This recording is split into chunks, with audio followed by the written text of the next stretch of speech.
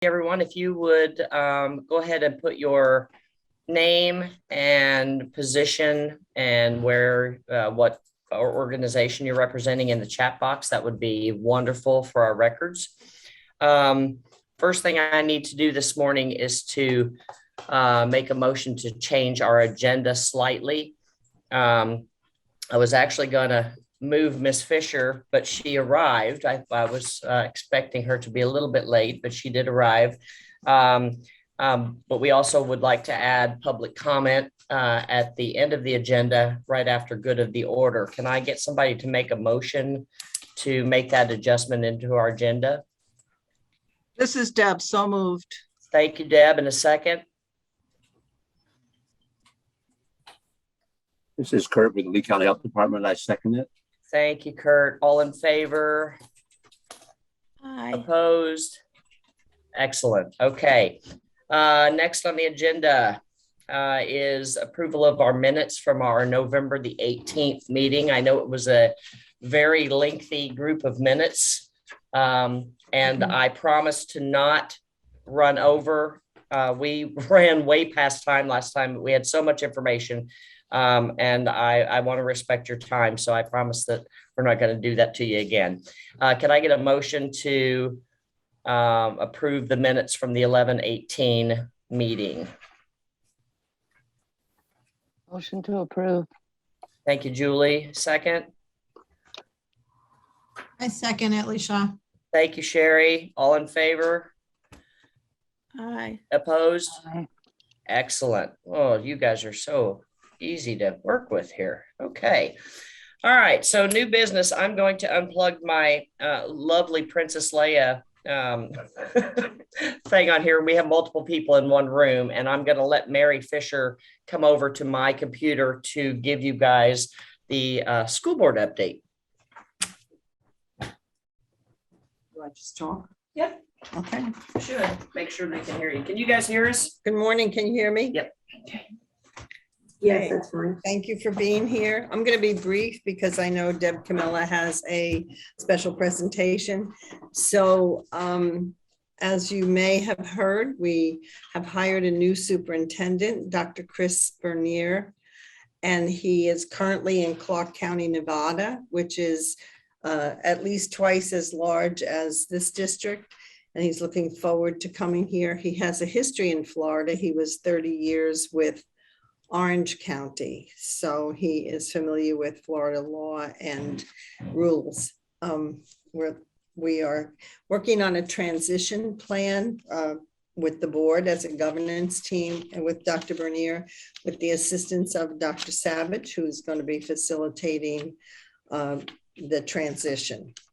So also, we're keeping an eye on state legislation and the session this year, because there are multiple bills that stand to impact our operations as we go forward.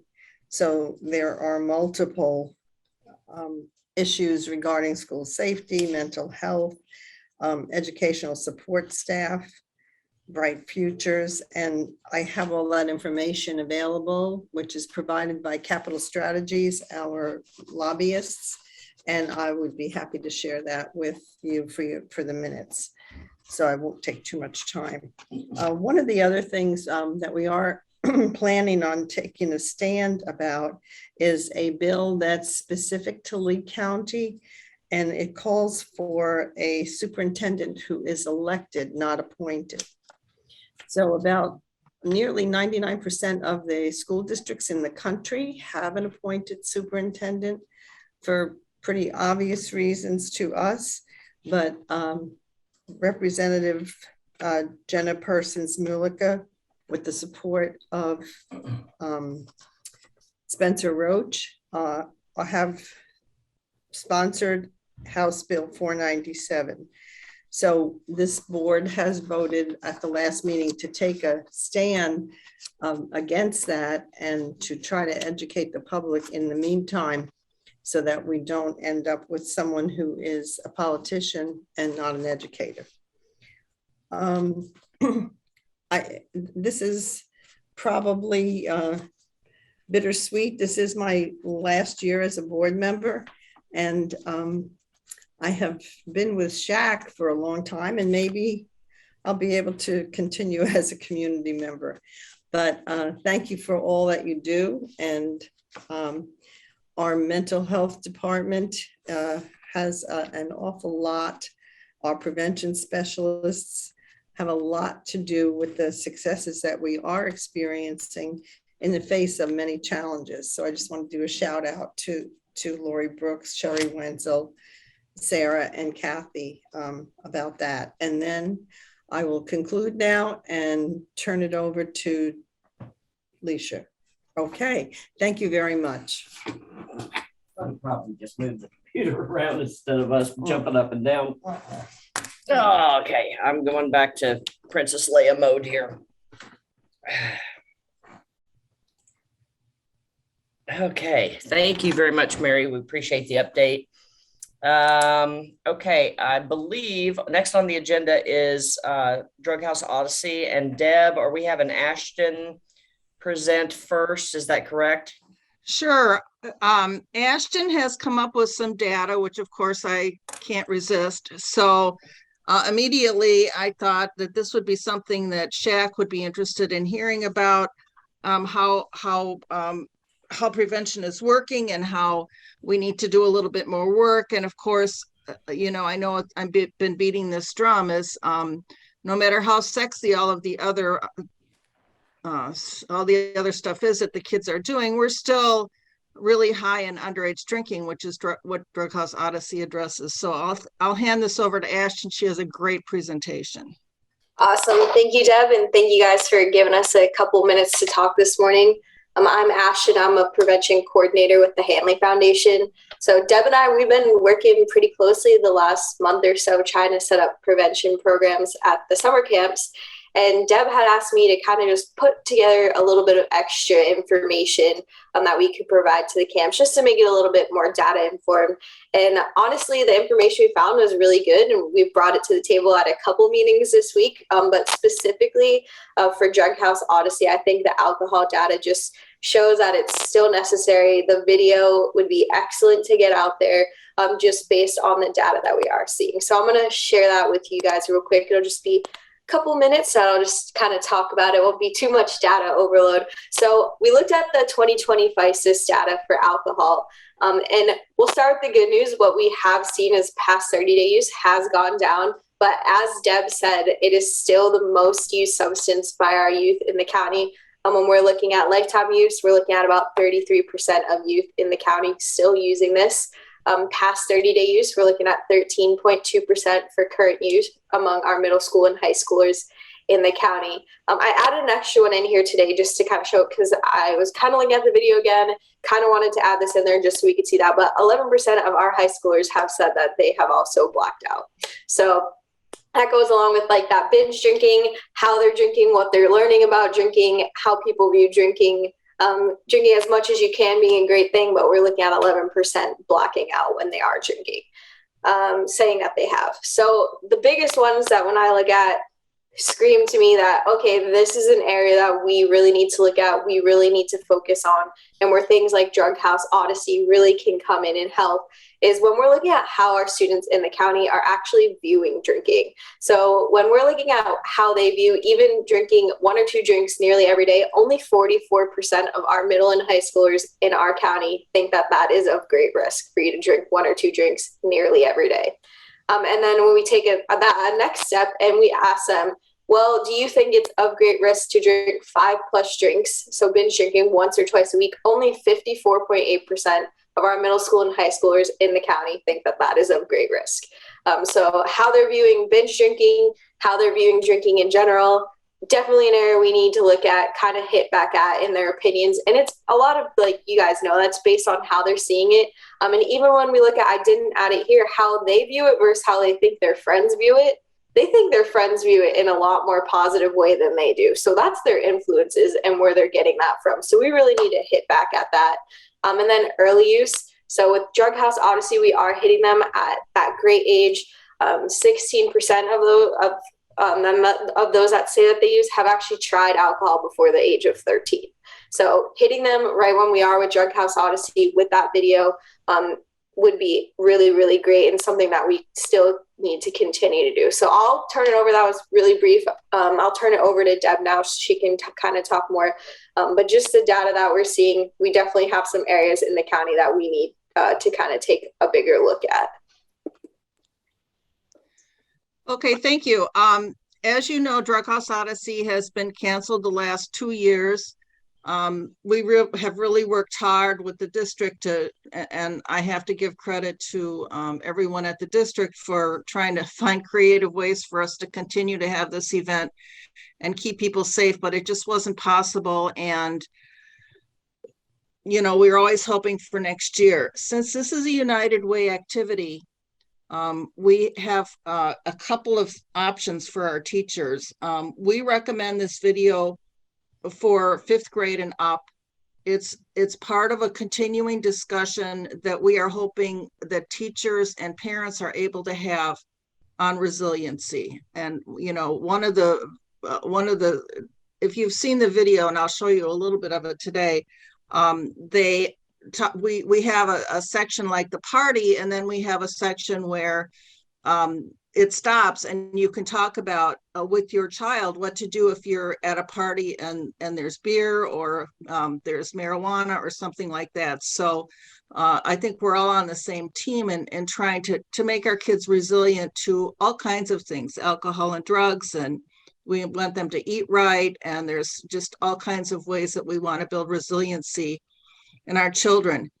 If your classrooms show the video, we have some nifty wristbands. I understand they're still popular with kids.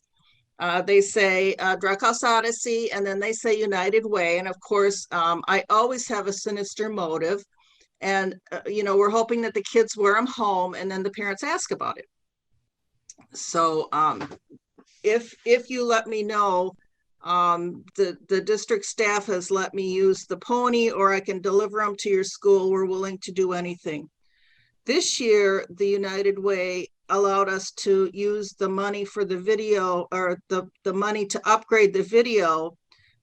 It's a little stale, but we do have, you'll see Trey Boston is in it now. Congressperson Donalds is in it.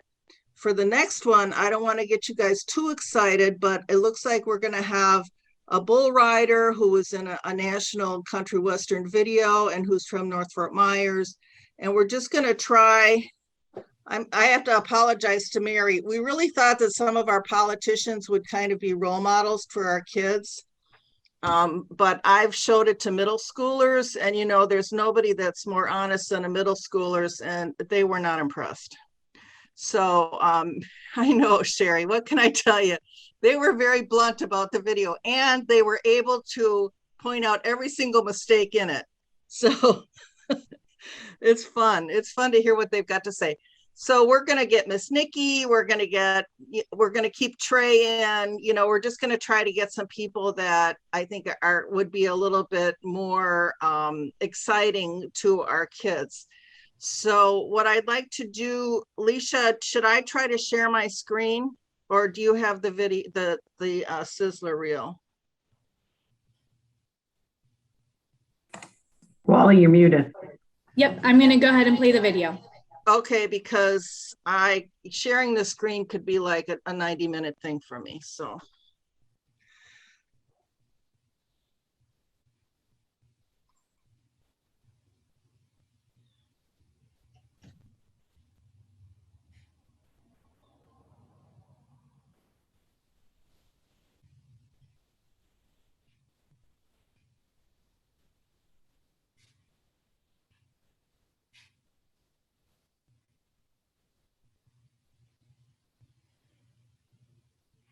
Do we have sound?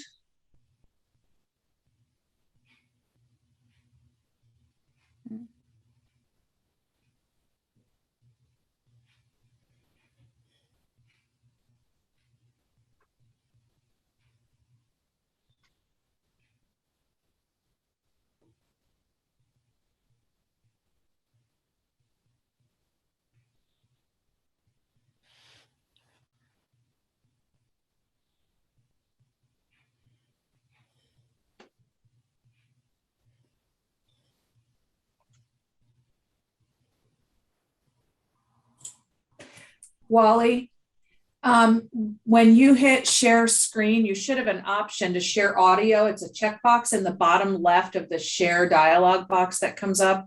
Do you want me to run over to your office? Okay, I'm coming.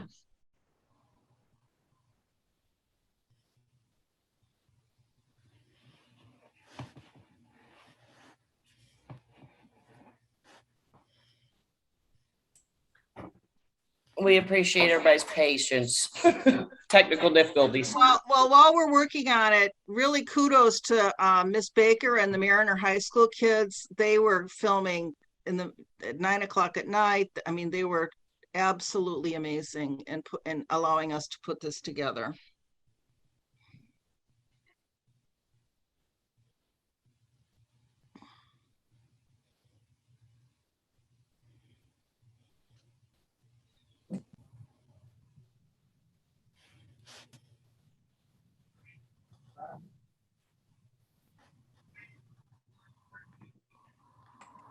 Wally, do you have to unmute yourself?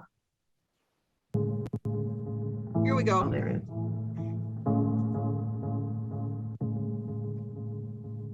I'm Sheriff Comay Marcino. It is my pleasure to introduce you to Drug House Odyssey. An odyssey is a journey, and this journey shows how important it is to make good choices, especially about drugs and alcohol. What we see on our odyssey today happens every day in towns and cities across America to real people. You will see what happens when kids make good choices and what happens when they don't. Surprise party has arrived. What is she doing here? What? What's wrong? She's my sister. Yeah, and she's my friend. It's not the point. Travis, I can see there's a beer can right there. Keep your arms down by your side. Look down at your foot and count your steps out loud. All right, Travis, you can stop. What would you do if one of your friends had been drinking and they asked you to get in a car and ride with them? Now, Travis has his day in court. Add drugs and alcohol to that, and now you've got a disaster in place.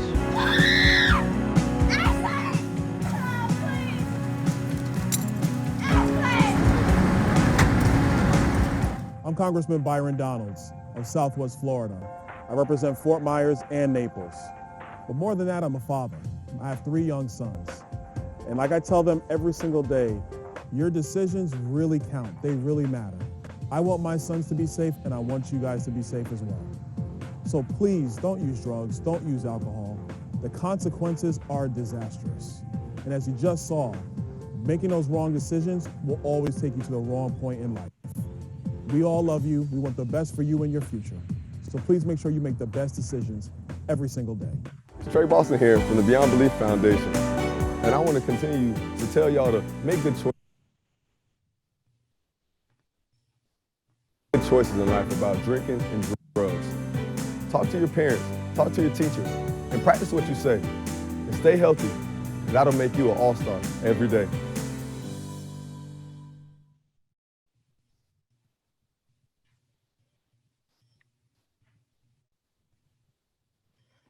Thank you. It worked. The video is available on our website, and it's also available on our YouTube site. And if you, I can send you the link.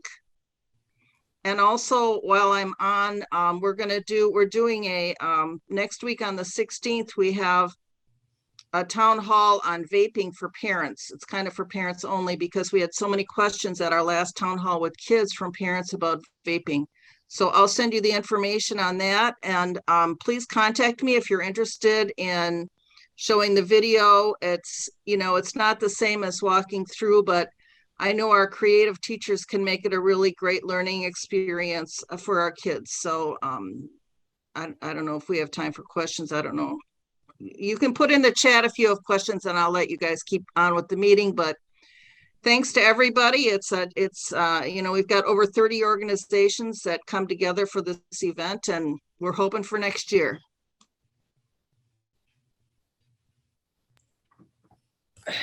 Thanks, Deb. And Ashton, we appreciate you coming and providing that information. And we always love to support Drug House Odyssey. I will try to get some information for you, Deb, if you want to reach out to me about seeing how we can if you can get me the information on the schools that participated as far as the wristbands are concerned, that would be great. Yeah, I just have from last year. Okay. This year, I think Orange River is interested, but I'll let you know. Okay, that would be fabulous. Wonderful. Okay. Thanks. Does anyone have any questions for Deb? I'm not seeing any. Okay, wonderful. Okay. Next up is Wally Cologne. She's our Assistant Director for Health Services, and she's going to give us a health services update.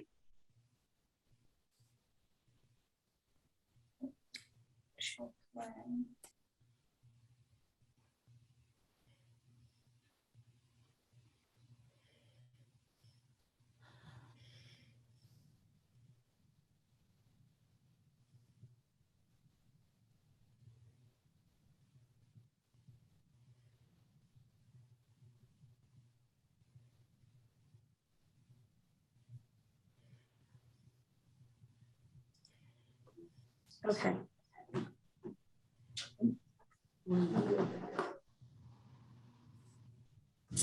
All right, good morning. Can you guys hear me good? All right, wonderful. So I'm going to present a little bit for food and nutrition.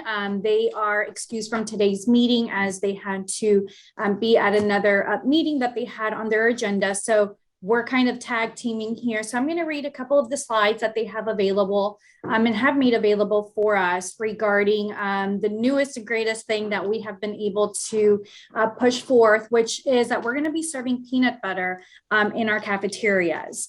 The reason why, so back in August, Food and Nutrition was notified by the U.S. Foods, which was going to be ending the contract, and that was going to be effective December 31st of this past year.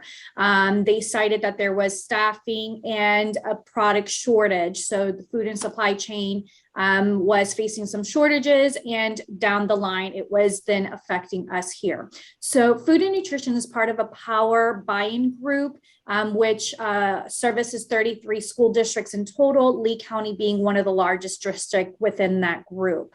One of the things that we were able to do through them was secure the vendor for the district, which was Cisco from the West Coast Division. They are servicing Collier County.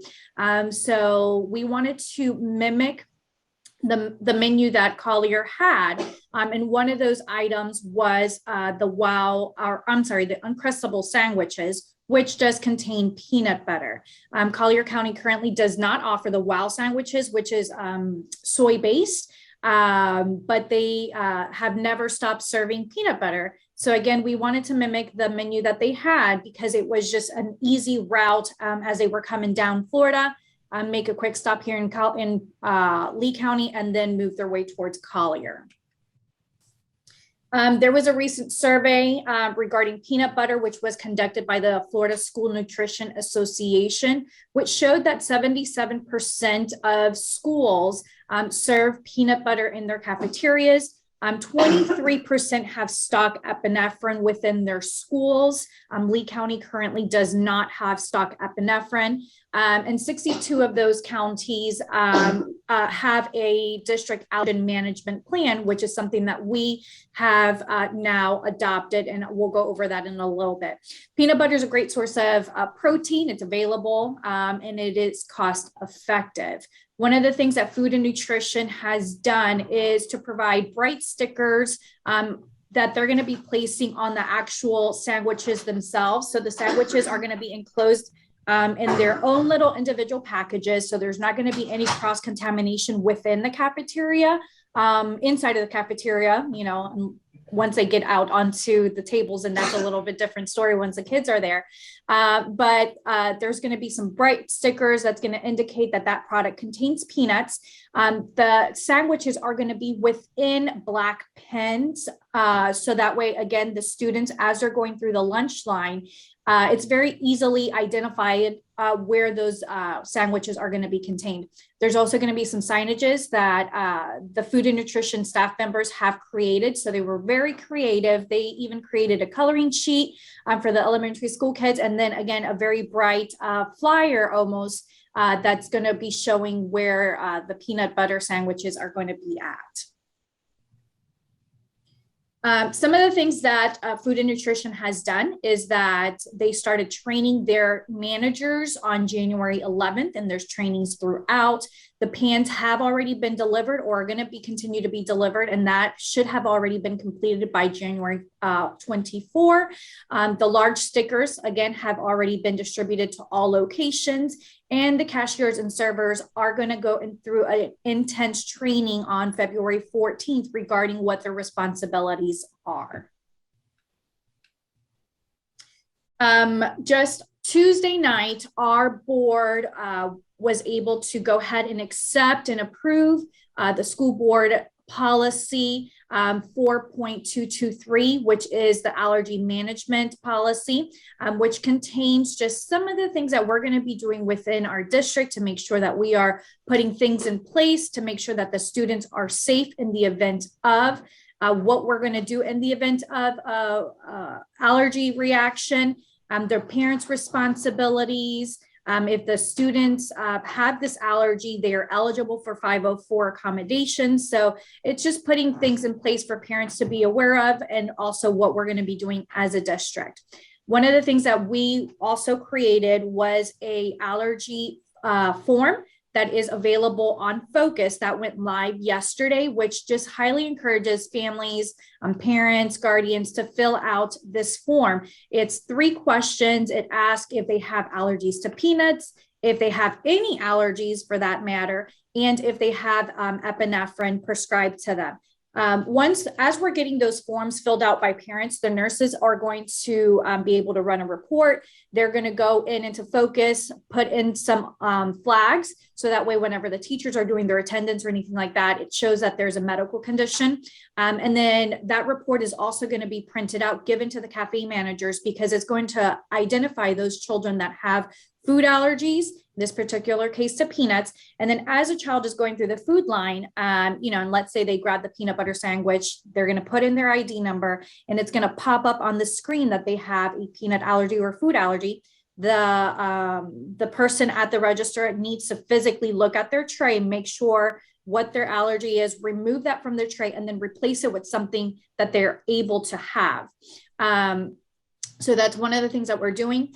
Again, as the nurses are receiving the forms that are being filled out by parents, they are then creating emergency action plans. These have been in place for quite some time in our district. So it's not something that we created just because peanut butter was going to be served. We've been doing them for quite some time. So the staff is already aware of them. They know how to follow them. They know what to do. And basically what they are step-by-step directions of what to do in the event of an allergy. These forms are created for students that we have identified that have allergies. Is there going to be a child that has an allergic reaction for the very first time at school? We had no knowledge of, no history. Absolutely. So in that case, we're just going to follow just our general school district policy. We're going to notify the parents. We're going to notify EMS if it's warranted, and then just follow just basic steps just to make sure that that child is safe. We also created an educational video. This was in collaboration with our communication department, food and nutrition and health services. It was a very fun video that we were able to put together. It's geared more towards elementary school kids. We want to just show them again what it's going to look like whenever they go through the lunch line, where the bins are going to be, where the sandwiches are going to be, what's going to happen whenever they put in their number and they have an allergy. So we want them to already be prepared before the peanut butter is already being served out. So we're going to show them these videos a week in advance prior to the rollout of the sandwiches in the cafeteria. So again, they know of this change prior to even going there. One of the things that we're really focusing on the video is the importance of not sharing food. And that is something that we want to go into the classrooms. We want to make parents responsible. We want the teachers to be aware and just promote that message that it's important not to share their food, because we just don't know who may or may not have an allergy. And also hand washing with soap and water is really the only way to take out that peanut protein off of their hands. So they can't just use hand sanitizer. They have to use soap and water. Our custodial staff is already being trained on proper cleaning procedures whenever they're in the cafeteria. Can we put a child in a peanut-free table? Not necessarily, because that could be considered discrimination. So if the parent asks for it, we could definitely provide those 504 accommodations, and then we could go ahead and create this peanut-free table. But we want them to be with their friends. We don't want to exclude them. We don't want to single them out. So we need to be very careful whenever we're doing things like that. Our nurses are very well trained. They're excited to just go into the classrooms, because the last thing we want to do is to have to deal with an emergency, but that's what we're trained to do, to make sure that we're providing general trainings and retrainings to the staff in general. So that way, whenever they're in the cafeteria or there's a delayed reaction in the classroom, because not necessarily are they going to have the food reaction or the allergic reaction in the cafeteria, it could definitely happen later in the classroom or anywhere else in the school. We want all of our staff to be aware of signs and symptoms of a possible allergic reaction, and then what to do whenever they're having that, who to call, and what their emergency procedures are within the school. The nurses are also going to be encouraged to go into the classrooms with help of the teacher, and to be able to play the educational video for our students. Again, more geared towards our elementary school kids, but it's available to everybody right now because it's even on our website. So this is what it looks like, or, it's a very basic setup of how the peanut butter sandwiches are going to be served. So you can see on the left side of the screen, it has the sandwiches in a black bin, and they have a sticker on the actual Uncrustable sandwich. On the top of the serving line, you can see some of the flyers that were created by our very creative food and nutrition personnel. So that way those are going to be placed on there. My understanding, and I could be wrong, but my understanding is that the Uncrustable sandwiches is going to be offered as a replacement or another choice for students at the elementary level. It's going to be available every day. And then for middle and high school, it's going to be available every other day, alternating days. So for example, I think like middle school is going to have it like Mondays and Wednesdays, and then high school is going to have it like Tuesdays and Thursdays. So something like that. So a little bit more of a close up of what the flyer looks like and what the actual stickers look like on the actual Uncrustable bags. And then you could see again that they are self-contained in their package, and then not until they get out to the lunch or the tables, that's whenever they're obviously going to be opened. And then this was one of the coloring sheets that was also created and is going to be available. So whenever they're showing the videos in the classrooms, the teachers can give this to the kids. Again, just another fun way to talk about food allergies, the importance of not sharing, and just hoping just to create that conversation piece with the kids within the classroom. So one of our wonderful school nurses, Chelsea Ralph, she was the star actress on here. We have the cafe manager from Colonial Elementary. So we do want to give a big shout out to the students and staff and the administrator at Colonial Elementary for allowing us to create and tape this video at their school. Also, lots of thanks. There was many people that came together to make this happen. If they are going to see this video later on or anything like that, or even if you see them, give them a big thank you, because definitely everybody pulled together to make this happen. Again, just because we want to keep our kids safe and we want everybody to be aware of what needs to be done in the event of an emergency. Our rollout dates are as follows. Yesterday, we had a school messenger was sent out to all families.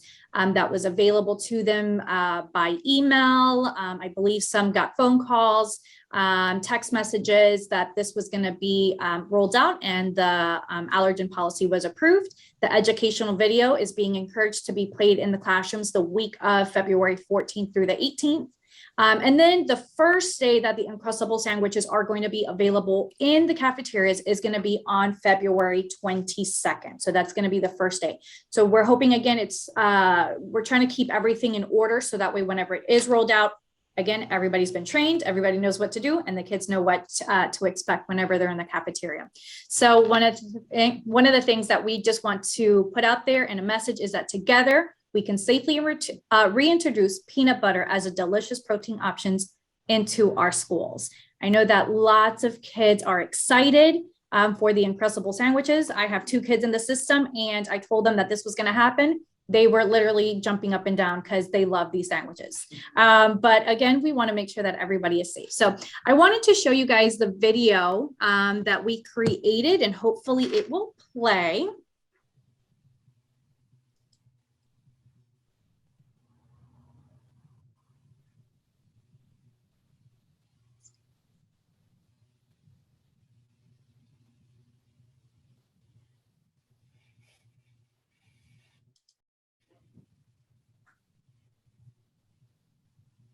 The internet is a little slow.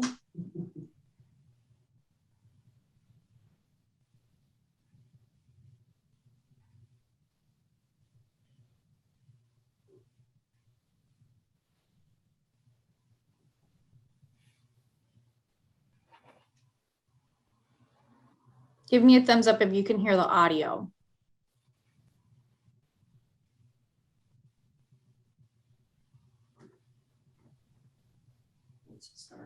Yeah.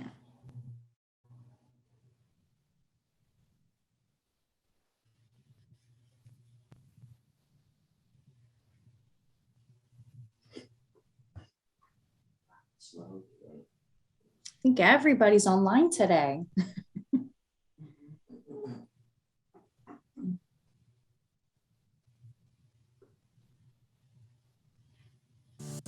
Peanut butter is a great source of protein with heart-healthy unsaturated fat that keeps children full and ready to learn. Starting February 22nd, this delicious snack will be added to the school lunch menus across the school district of Lee County. Safety is always our #1 priority. In an effort to manage food allergies, schools have fully and will implement to help prevent allergy-related incidents. Schools will ensure that all records are updated to reflect student health status. A peanut allergy list will be shared with cafeteria managers to be uploaded into the point-of-sale system. During meal times, foods containing peanuts will be properly labeled and placed in a special pan so the product is easily identifiable. When students go through the lunch line and input their student ID number, there will be an alert if the student has a registered peanut allergy. The cashier will then proceed to remove the item from the child's plate.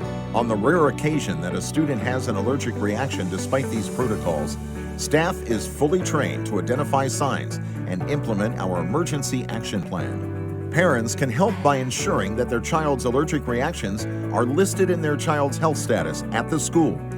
Parents can upload the information directly into Focus and speak to their school nurse.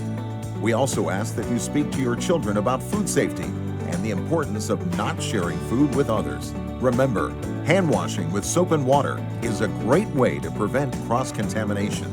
Together, we can safely reintroduce peanut butter as a delicious option for protein into our schools. Peanut butter jelly time, peanut butter jelly time, peanut butter jelly, peanut butter jelly in the baseball bat. Hey, hey.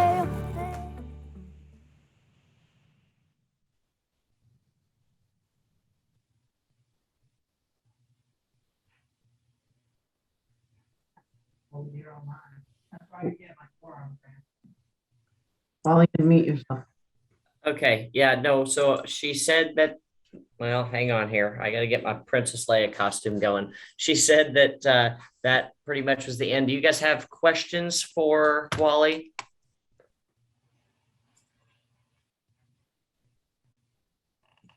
No questions? Wow. All right. Well, thank you, Wally. And I appreciate you also sharing the information that Amy Carroll provided from Food Nutrition Services.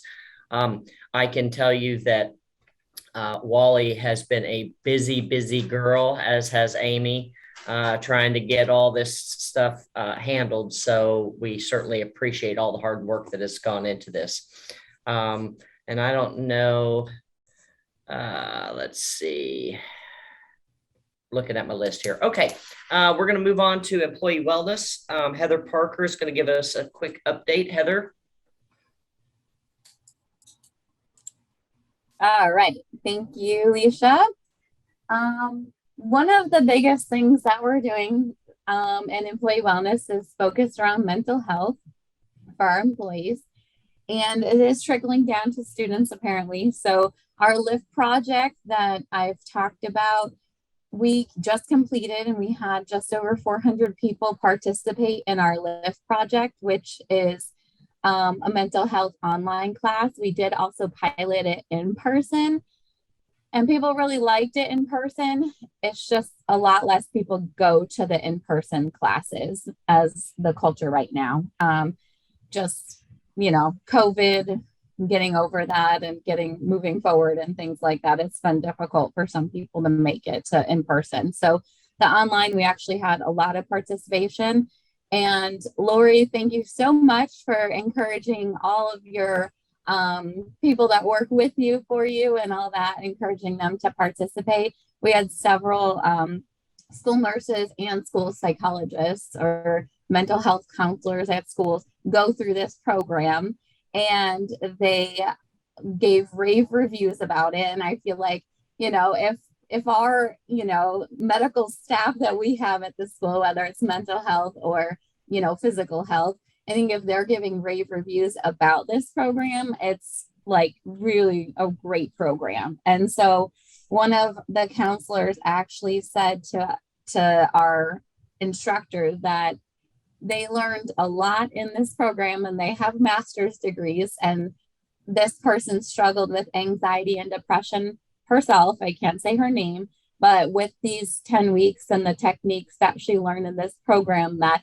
she's actually working with her doctor to get her off some of the medications that she's on. So that's really a huge step in the right direction. And when you have all these tools and how to do it and what to do, and then it's implemented in a way that is understandable and relatable, it gives you a lot more ability to use the tools that you already know and practice them in your daily life. So I was really impressed with that feedback from a school counselor. I was like, all right, this is so great. And I'm like, Laura, you can unmute and chime in anytime you want. So. Well, I just want to say thank you, Heather, for bringing the program to the district and also allowing some of our mental health professionals to tap into it, because, everyone in our schools has to have these resources too, because we're all impacted by life. And so I just wanted to say thank you for including and allowing us to kind of also test drive things. And I did put a question in the chat box that interests me. When staff complete this program, do they have the ability to maintain access? Because I don't know about you, but sometimes I need to revisit skills I've learned that I might have moved away from. When my anxiety increases, I want to re-educate myself and ground myself like, oh yeah, I need to really get that lesson again. Yeah.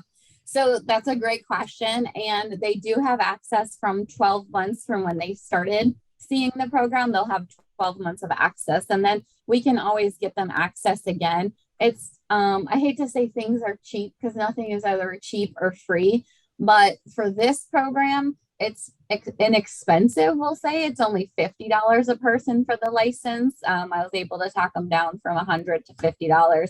And so we do $50 per person, where a lot of our other programs are, they can be $300 to $400 a person or $750 a person, but we're all doing disease reversal. And so with this type of a program, $50 is cheap compared to $750 a person. So, and we do allow people to repeat things. We just have to do some things in our end to be able to do that. So I just wanted to share that with you guys. If you have not taken the LIFT project, one of the lessons I'll tell you is blue and green should often be seen. Really great little tagline thing. And it just means that getting outside and getting that light energy or your lux in is how Darren refers to it, actually increases your mental health so great that you have to watch the video, but it's so good for you to just get outside, and how important it is to be away from a screen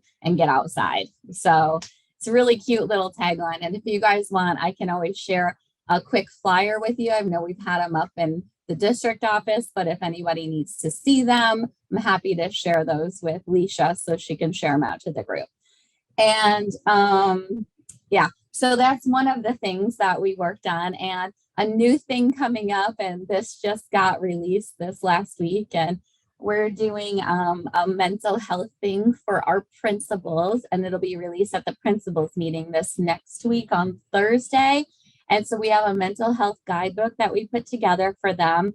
And one of the biggest things is it includes healthy snack choices that are simple and easy. And we made, my team and I made all these really fun flyers, and I can share this with you. I can't share it with you until after the principals meeting. So, but here's like a sneak preview about one. I figured I'd follow Wally with the whole nuts theme since she's talking about peanuts. I'm going to go nuts. So it says nuts are for you, because we're trying to bring some humor into it. And you guys can like laugh or put stuff in the chat. So I don't feel like you just you can chime in. So this is the flyer I created for staff to read, and it'll be coming from the principal. So they would bring, hold on. They would have like a pack of nuts, whether it's almonds, peanuts, any kind of nuts, we don't care. And it says, nuts for you. I mean, or nuts about you. Did you know that nuts help lower your cholesterol, cut down on heart disease risk, and help you power up your brain with the proper fats it needs to function optimally? So, and then it says, please enjoy some brain food, your nutty admin team. So these are super dorky and super fun, but the idea is to have the book ready for the principal, and it'll have everything in there for them. They'll be able to pull out the snack that they chose, put it in a little plastic thing, and set it out in the break room, the staff lounge, or whatever you want to call it, for their staff. And they're all created for them. Veggies is another one. In case you saw popcorn, this is like the only popcorn that I promote ever, is the Skinny Pop. So, because it's non-GMO and it has not a lot of added things to it. So yeah, so we have 10 really great choices, and most of them are fruits and vegetables. And then I don't know if you can see in my office, I have pickles and olives too, because those are really good brain foods. So yeah. So any weird questions for me about the mental health stuff that we're doing and the weird nutrition stuff that we're doing, or any comments? I'd love to hear any weird comments. That'd be great. I'm coming to your office for pickles later. I got a couple jars. Does anyone know why pickles are good for your brain? Well, you can't chime in because you're probably too smart, so you can't chime in. Anybody know why pickles are good for you? Fermented foods. I'll give you a hint because it's a fermented food. Anybody? I'll give you 10 seconds.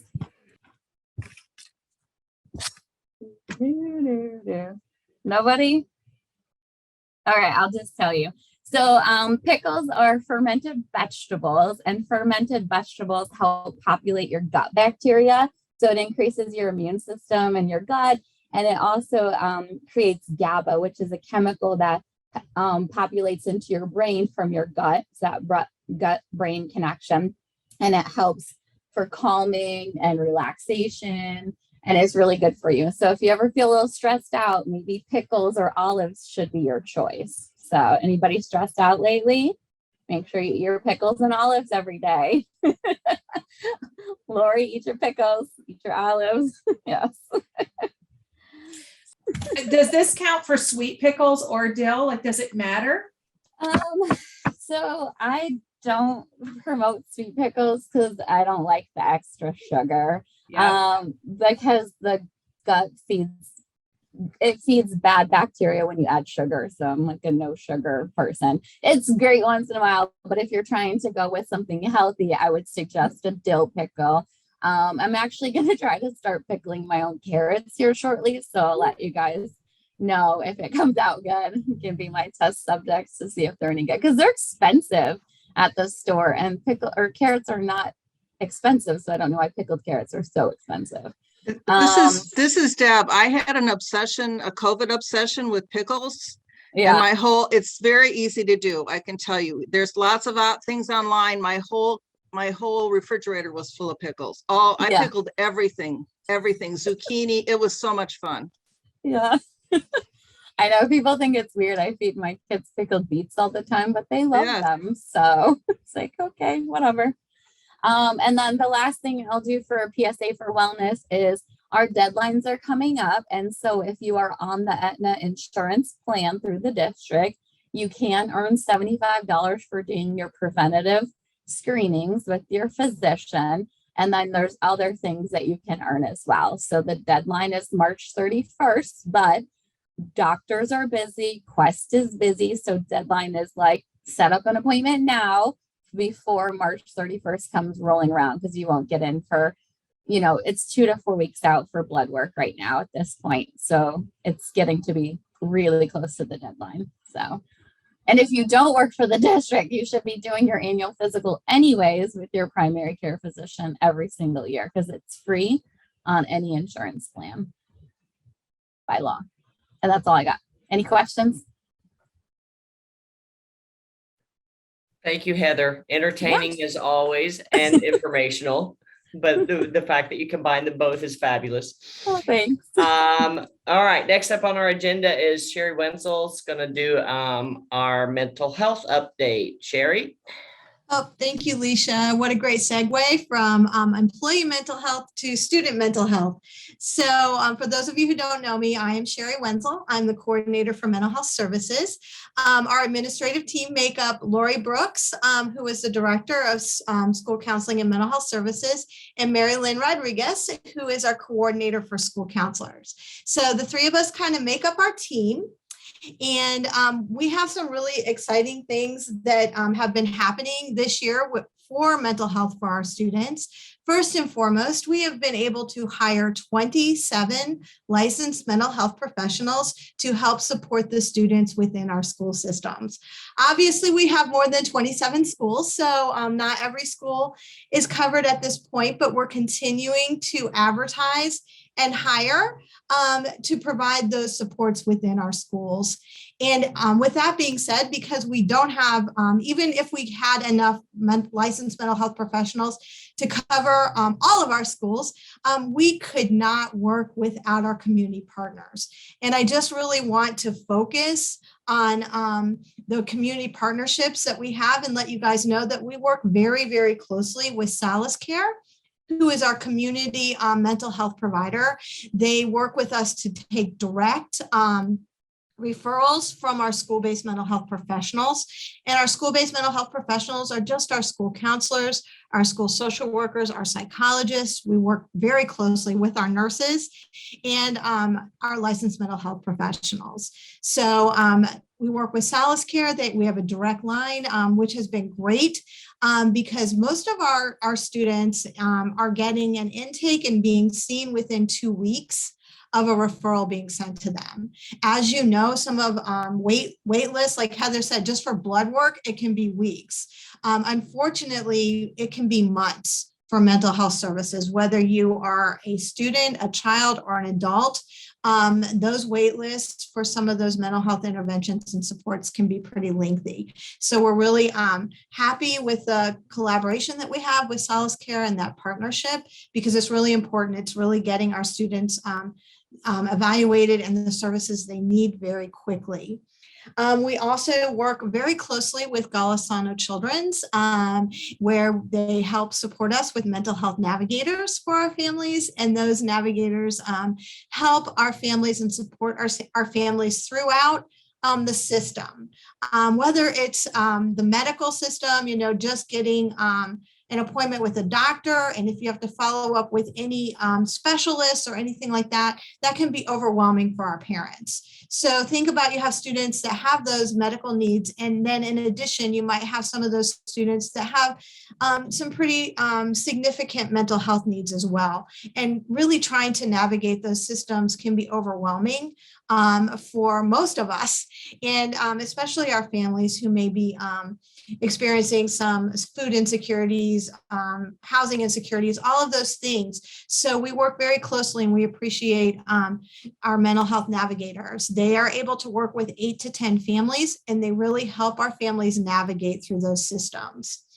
We also have a new partnership with Catholic Charities, where they are actually to supplement our licensed mental health professionals. They are putting licensed clinicians within some of our middle schools. Not all of them, but they are really working closely with us at School Counseling and Mental Health Services to identify some of those schools that have a higher need.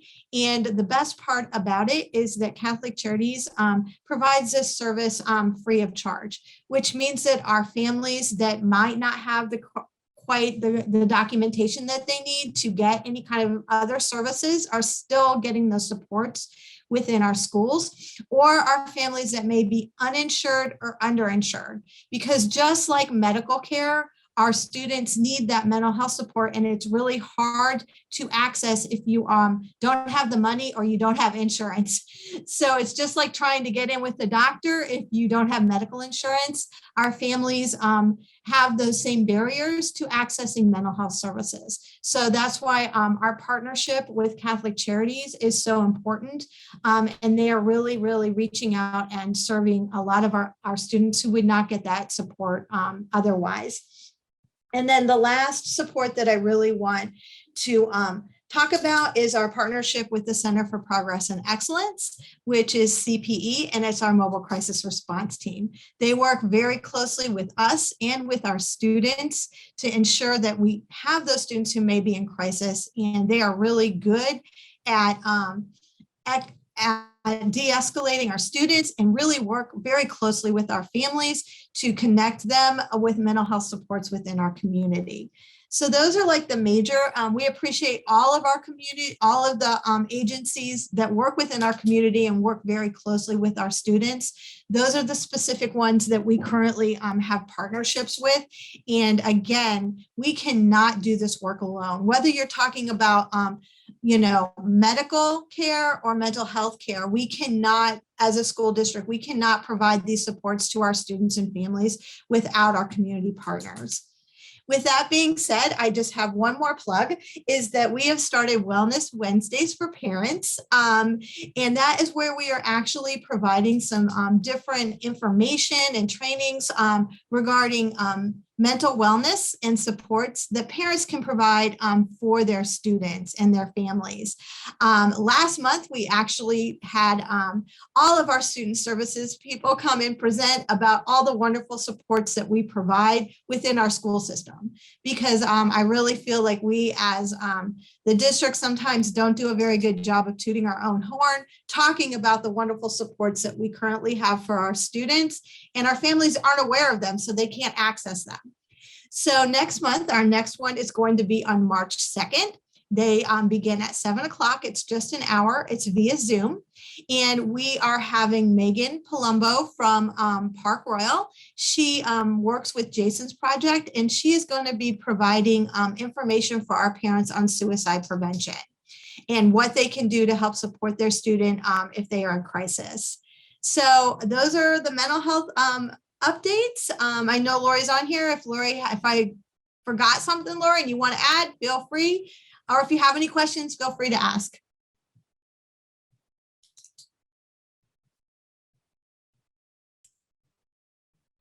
Okay, I got a thumbs up from Lori, so that tells me she doesn't have anything to add. Sherry, you covered everything very well, it sounds like, and I've not seen anybody jump in for questions. So thank you very, very much for that update. Next up on the agenda is Chuck Bradley, Director of Positive Prevention. He's going to do a positive prevention update for us this morning. Chuck. All right, and thank you, Lisa, and good morning, everybody. Now we just want to tag right along with Sherry. I'm in student services as well with Wally and Sarah and Lori and Kathy, and so many of us that we're joined at the hip. I see Myra on here from the ESA side of the house as well. We work together constantly as we are problem solving and putting supports in place for our kids. So I just want to give you a brief update of the services that we're providing. And you've seen some of these slides before, but I'm going to use them as a basis to give you some updated information for this year. So just again, my name is Chuck Bradley, and I oversee positive preventions for the district. And let me just get that onto slideshow mode here. There we go. And so in my arena, I work primarily with equity services. So I serve as the district equity coordinator for the pre-K-12 students, and I oversee Section 504 for students with disabilities in the district, and I'll explain more about that in just a minute. I also primarily work with Title IX, and in that arena, it's mostly for gender-based equity, and that can include both sex-based, but also gender identity and gender expression. And sex-based includes sexual orientation, so it covers the entire arena. And then Title VI, which includes race, ethnicity, et cetera. And then I also provide other equity support per our non-discrimination policy. So just a little bit of update on Section 504. And of course, Section 504 is an equity law that provides equitable access for students with disabilities.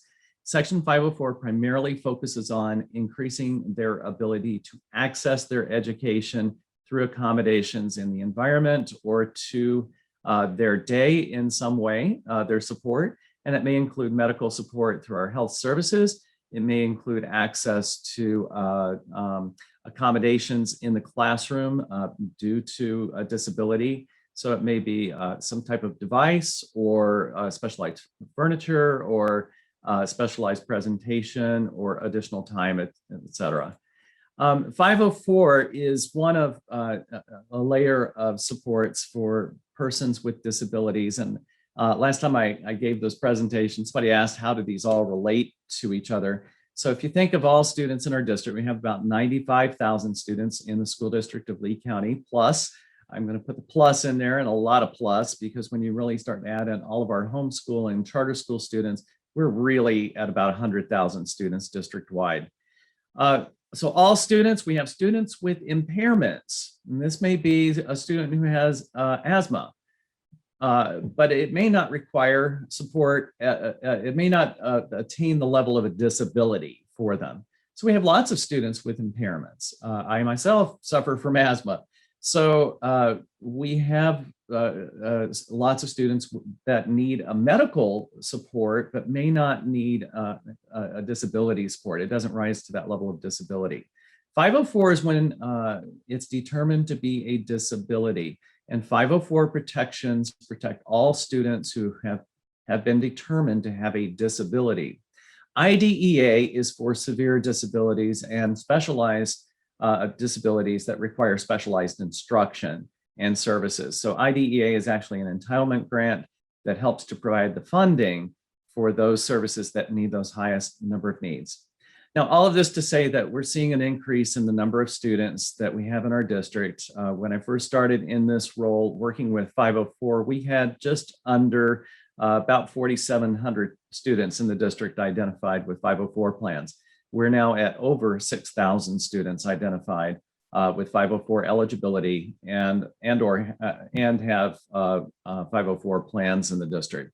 So we are seeing an increase. And this is one of the things I wanted to alert SHAC to.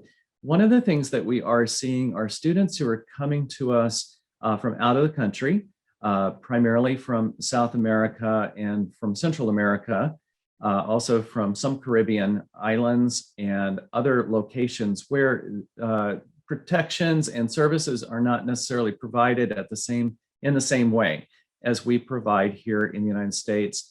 And so what happens is a student with a severe disability comes into the country, there's no prior documentation of a disability.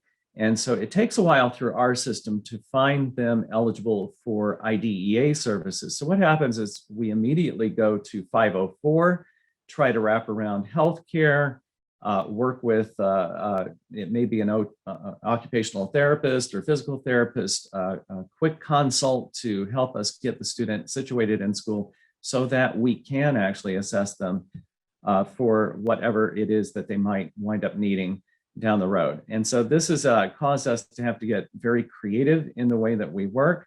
And I just want to appreciate Ms. Colon and our nurses, Sherry Marino and crew, and then also our OTs and PTs in the district.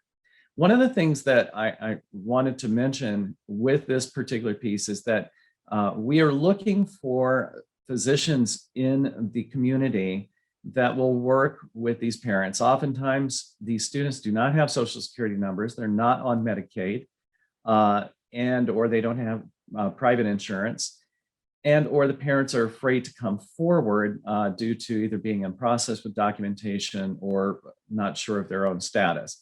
And a lot of times we need a medical evaluation of these students to determine what is the actual physical issue that needs to be accommodated, the disabling condition. And so I ask for you guys, if you have ideas, please get them to me. If you have resources or sources for getting these families help, please help us in identifying those sources and let us know where we might be able to turn. Part of the other work that we're really busy on right now is working with, especially Title IX. We do work with Title VI, but of course, Title IX is the hot topic right now. And of course, there's legislation, as Mary Fisher mentioned earlier. We are seeing some legislation going through, and it's all related to parents' rights, which parents have absolutely rights to educate their children and make sure that they're educated. We also have to, as a public school system, receiving federal funds, we also have to make sure that we're providing for non-discrimination and also respecting students' rights. And so we're often caught in some of these crosshairs in trying to determine where are we at any one time, depending on what legislation is being put in place, what the interpretation of that is, where current case law is, and where current interpretation of federal law is. So we constantly work together to make sure we're in the right place and supporting our students and making sure we're not discriminating. Also making sure that students are free of harassment and discrimination in the school environment so that they feel safe and that they feel that they have a place where they can learn. And that is the most important part. We want to make sure that they feel safe and that they can learn. So we've honored Title IX and Title VI.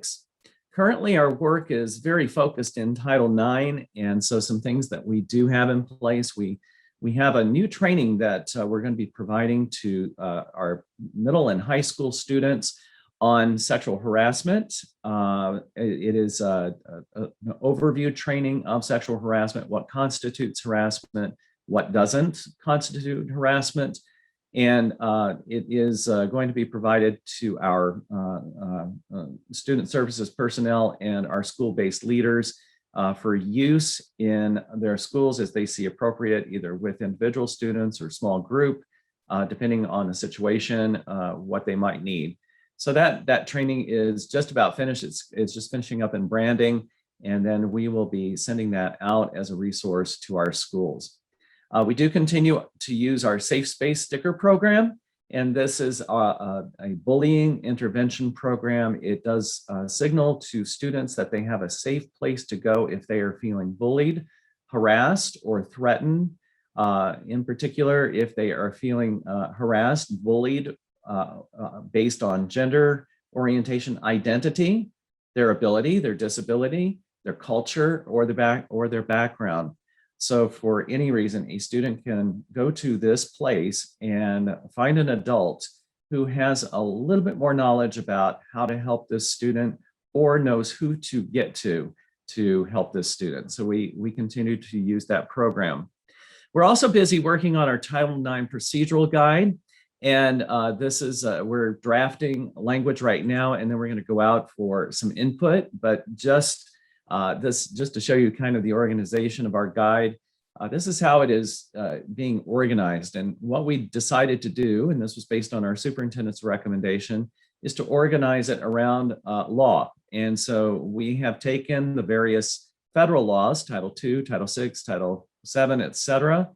And each one, as you can see here, includes a reference to a group that is protected under our district non-discrimination policy, as well as under federal law. And so we're organizing under each of those categories to make sure that we're addressing each one in detail. We are then going to include information on such things as in loco parentis. What are the limitations of a school system in serving on the parent's behalf? What are the parents' rights laws, especially here in the state of Florida? What are students' rights, especially under the Constitution of the United States of America? And then we're going to put in play some descriptions of our equity standards. How do we determine equity? What criteria do we use to determine equitable access to education? And then we're going to include information about our existing equity complaint and resolution process based on if a student feels that, or an employee feels that they are being discriminated against based on a class according to our non-discrimination policy, or if they're suffering under bullying and harassment or have had a criminal act committed against them according to one of these protected classes. And then finally, we'll round out the equity guide with some resources from local, state, and national, including access numbers that students and employees can get to websites, other things that can be used within the school to help support equity in our schools. Finally, I'm going to kind of wind down. I know Lisa's probably giving me a signal over there. I can see her. But I just want to talk a minute about bullying and harassment. We are seeing an uptick in bullying and harassment. We have started seeing this happening as we came back to live school last year. And in particular, once we got to the point where we were beyond just 50%, once we started seeing our classes get back to normal capacity, we started to see an uptick in bullying and harassment report. So that's the bad news. We're probably up right now about 42 to 45%. I've got some new cases to put in, and we'll run some hard numbers here coming up in about a week. But the other thing that we're seeing is an uptick in the number of unsubstantiated bullying and harassment complaints. And basically what that means is we get a complaint that I'm student's being bullied, or a parent is saying my child is being bullied, or a friend is saying my friend is being bullied. And what we find is that a lot of times it comes back to there's some other kind of conflict going on. They're friends, they had an argument, they're getting picked on, they started horse playing, and then it led to something that one found offensive. And so we're trying to also at the same time, and I applaud our prevention specialists who help in this bullying information, what really constitutes bullying and what does that mean? So we have this little guide that is used in our student code of conduct to determine the difference between conflict, rude behavior, mean behavior, and actual bullying. And so we're going to come back and reemphasize our efforts in making sure that our students really understand the difference between these and how to get help in any of these and how to seek relief. So there are many ways that we can do that. Of course, through my office, we use a variety of things. We use PBIS. We're now at 74 schools in the district that have active PBIS programs in our schools. We're just about there to being a 100% PBIS district. We have a few more schools to go through the initial training. And then we have 75 schools that are active PBIS and 74 that are actually inputting data this year and actively in pursuit of model school status for PBIS. So that is huge. So PBIS is a great program. It's what we call a tier 1 program for all students. And then of course it has tier 2 and tier 3 supports. It often mingles with health services and with mental health services and other supports so that our students have that support. But this creates the basis of a wonderful culture on campus. And then of course we continue our journey to our restorative practices initiative. We continue to offer our original Journey to Restorative training. We held a wonderful conference last summer with Nathan Maynard, and we have continued with our Hacking School Discipline book studies. We look forward to this summer. We're going to be offering additional training this summer during what we're now calling our Sizzling Summer, help me out, Lori, our Sizzling Summer professional development opportunities. It's going to be 2 weeks of professional development for our teachers and staff, one in June, one in July. And we'll be offering lots of restorative practices training there. We continue to work through the Safe Schools program and to help our schools to implement alternatives to exclusionary discipline, because the whole purpose of alternative discipline is to keep kids in school so that out of school behavior, out of school problems, that detachment from school, and then getting behind in their academics doesn't occur. So, and with that, we do continue to implement our social emotional learning throughout our district. We actually have a meeting today at noon to talk about another tool for ensuring that social emotional learning is being provided in our schools, and that we are offering the support to our students so that they have the skills to be able to self-regulate as well as to interact with others effectively. So all of that, we continue to create welcoming schools that have great cultures. And I always like to end with this quote, that to ensure that our students do thrive and succeed, we need to create these wonderful, welcoming, positive schools so that they have those supportive, healthy relationships with each other and with staff and with families. It takes the whole village, and we also include our SHAC partners. You guys are absolutely essential in helping to make this happen as well. And I want to thank you for all you do for our schools. So with that, if you do have questions, I'm going to ask you to put them in the chat or send them directly to me. I'm Chuck Bradley, and this is my contact information. And with that, Lisa, I'm going to turn it over to you. Thank you, Chuck. That was great. Appreciate all the information. Anybody have any questions for Chuck? Better throw that out there just in case.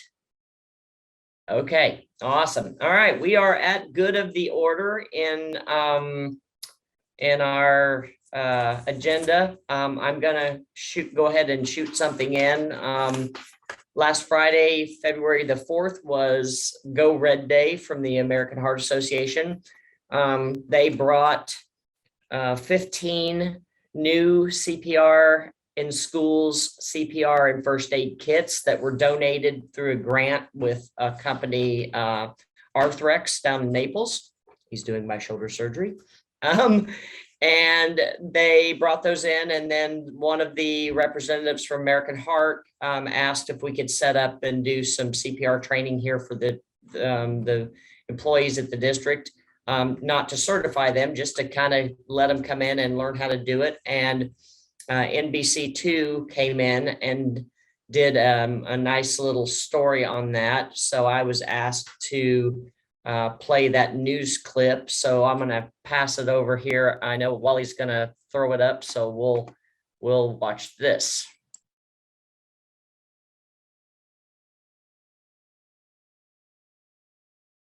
% chance that you're going to need to perform CPR on a loved one.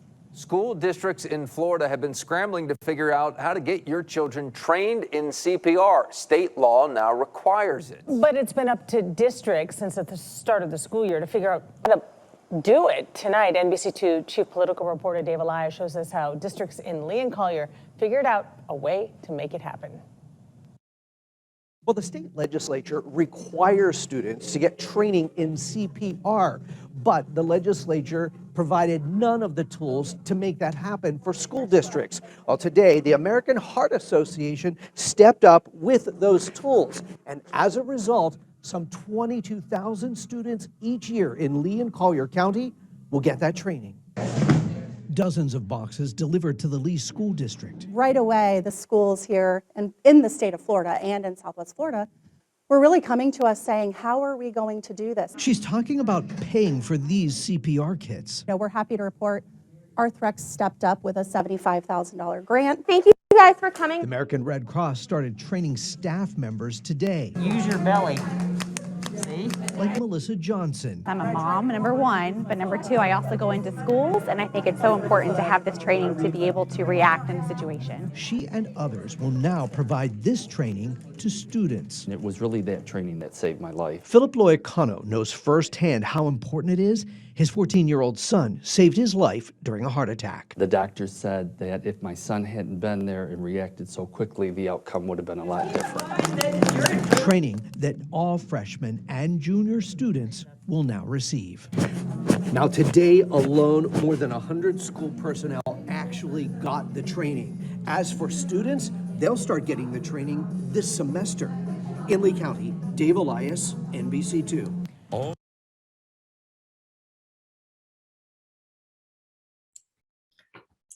So we actually did have a really good turnout at the event, and I think that we're going to try to do that in the future for that Go Red Day kind of an annual thing. We did a collection with donations for the American Heart Association, and considering that the kits that they donated to us through that grant cost, let's see, the kits are about $500 a piece, 15 kits. I'm not a math teacher. We didn't raise that much money to donate back to them, but we certainly did appreciate their donation to help us meet that House bill for the CPR and first aid. Anyone else have anything for good of the cause? Oh, Mary's got something. Hang on. Okay, yeah, I just wanted to report that I'm the board liaison to continuous systemic improvement. And so they have prepared some suggestions for recommendations to the board, which included not only career and tech education, but comprehensive mental health and comprehensive health education program. So we've been advocating for that for several years. And thanks to Leisha, we have gathered an awful lot of data. However, it seems that there really aren't any districts in Florida that have a comprehensive K through 12 health education program. But some of the people who made suggestions from the CSI committee had some other thoughts on the topic, like reaching out to school districts who have successful programs to collaborate and possibly facilitate. So we know that some districts have bits and pieces, but nothing that addresses the whole gamut.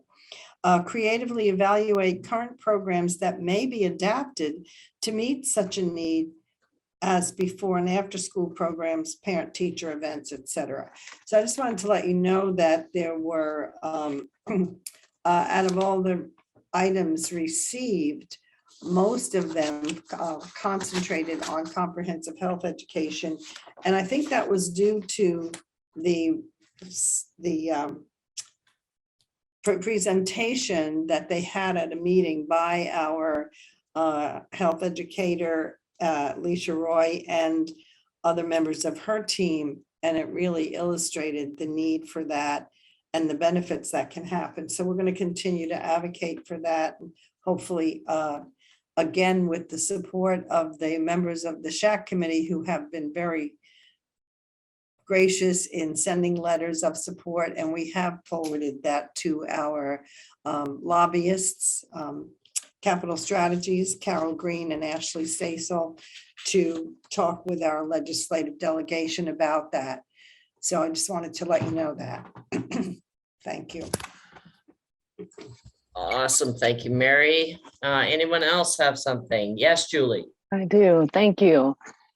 Julie Noble from Golisano Children's Hospital and the Safe Kids Southwest Florida coordinator. I wanted to let you all know that we have confirmed Safe Kids Day on April 16th from 11 to 2. It's going to be held here at Golisano Children's Hospital. And Safe Kids Day is a time to celebrate kids, prevent injuries, and save lives. It's an opportunity for families to learn more about how to prevent injuries and then to take the steps to make sure their kids are safe. So that is going to be on April 16th from 11 to 2 at Golisano Children's Hospital. Then I also wanted to let you know that it's been a pleasure working with Lee County School, or the school district of Lee County, in Project Adam, and designating you last summer with Heart Safe School designation. So within my new role, I needed to pass along the Project Adam to our new child advocate, and that's Tina Fleming. She's here. She'll be on camera at the next meeting. Unfortunately, she wasn't able to get her laptop set up in time here for this meeting, but you can see her in the square there, Tina, and she doesn't have a mic either. So she threw in the chat, hello, happy to be here. So because Project Adam redesignates Heart Safe School status for all the schools plus a district every 2 years, this year we'll just be collecting drill sheets for the annual drills and then the annual all staff awareness. But I'll be working with Tina to get that transition in order. And if you guys need anything, it is tina.fleming@lehealth.org. And then I'll send out a flyer, but we've had a lot of great support from the school district of Lee County in terms of, we're gonna have a whole section of the parking lot designated to the school district. So I'm excited about that. Yeah, Julie, definitely send the information on that Safe Kids Day and we can post it to all the members here so everybody can kind of get the word out for that. That'd be great. Excellent. Thanks, Leisha. Anyone else for good of the cause? Okay, I got 3 minutes. I got a couple of quickies. One, November meeting, we talked about the healthy living collaboration. Let's just say that it's blossoming to an extreme that I can't even, we're going to give you guys an update in April. I also want to mention that we need to do SHAC chair and secretary elections in April because I always forget. So we need to do that at our April 14th meeting. Obviously, April 14th is our next meeting. We will keep you posted as to whether or not we are going to be virtual, in person, or a hybrid, but we will get that information out. Last but not least, do we have anyone that would like to make any public comment? Okay, well, we appreciate everybody taking the time and being here today. As promised, we are 2 minutes to 10. So I got everybody out here on time today. Yes, thank you for the applause in the background. Thank you very much. Thank you very much. And I hope everyone has a wonderful everything between now and April 14th. Thanks so much for joining us. Have a great day. Leisha, don't forget to save the chat. Yeah, I was just talking to Wally. And Wally, let me know when it's uploaded to the when you get it uploaded to the SHAC site. Okay. Okay. Thanks.